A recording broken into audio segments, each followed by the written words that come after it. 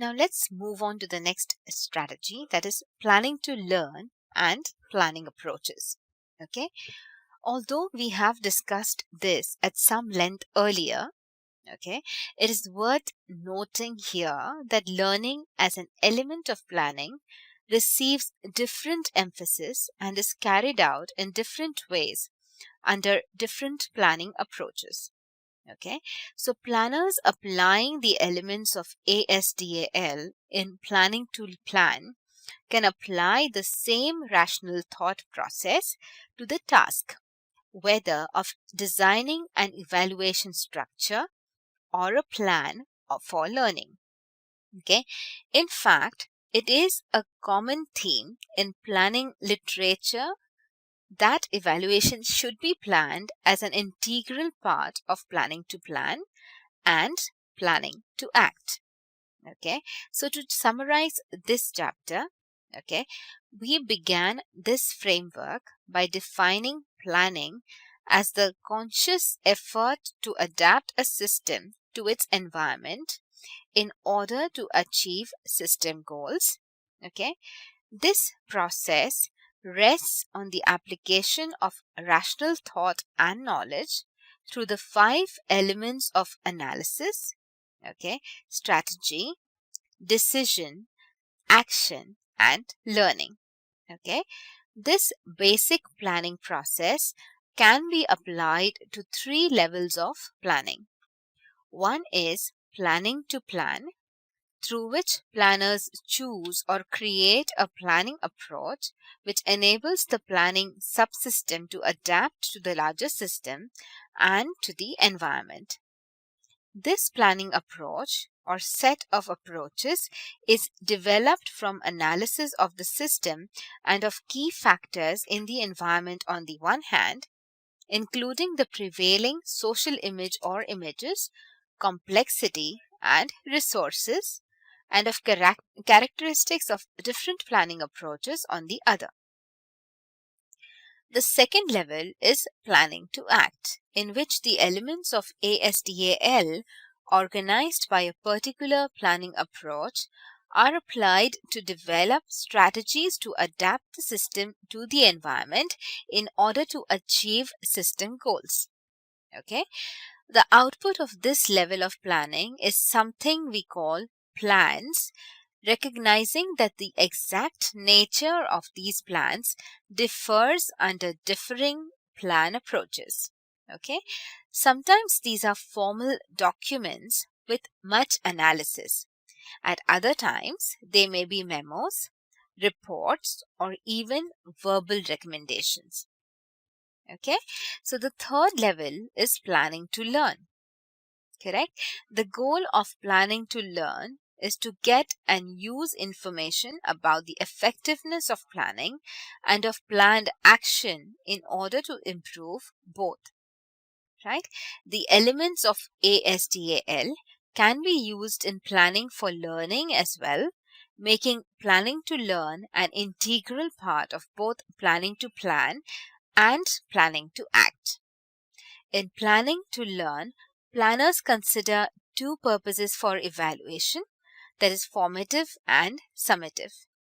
They deal with technical aspects of learning by creating a structure of types of evaluation and fitting appropriate methods of evaluation to this structure.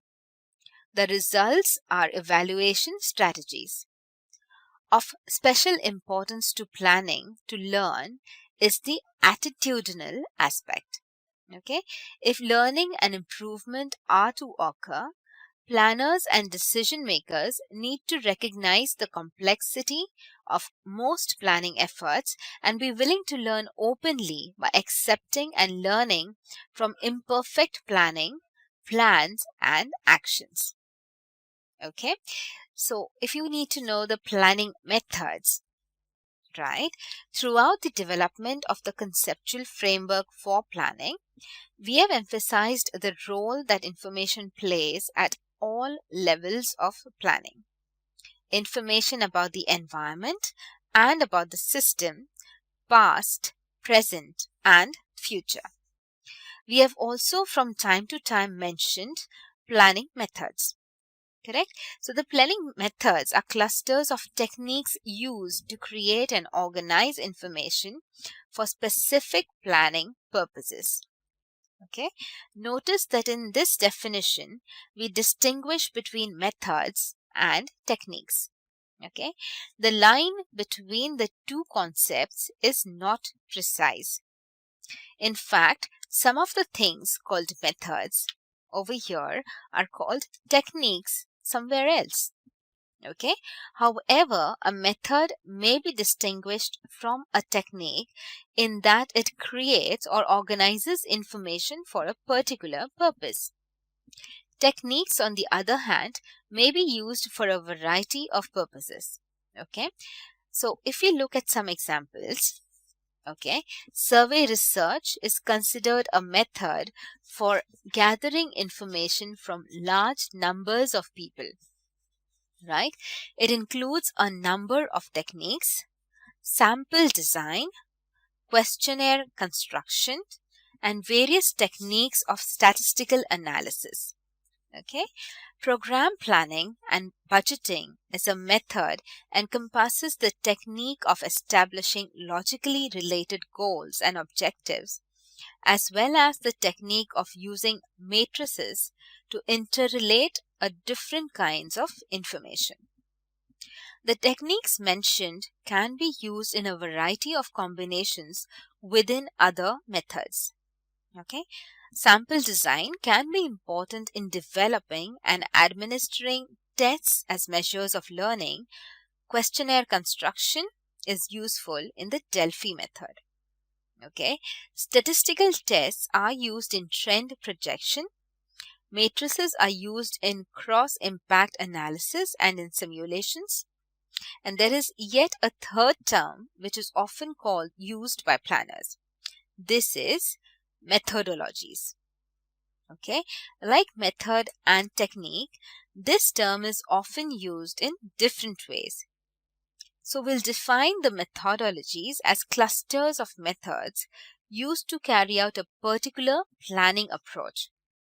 Okay, for instance, planners following a rational or comprehensive approach may combine the methods of trend projection and scenarios into an integrated set of actions taken in several of the elements of planning.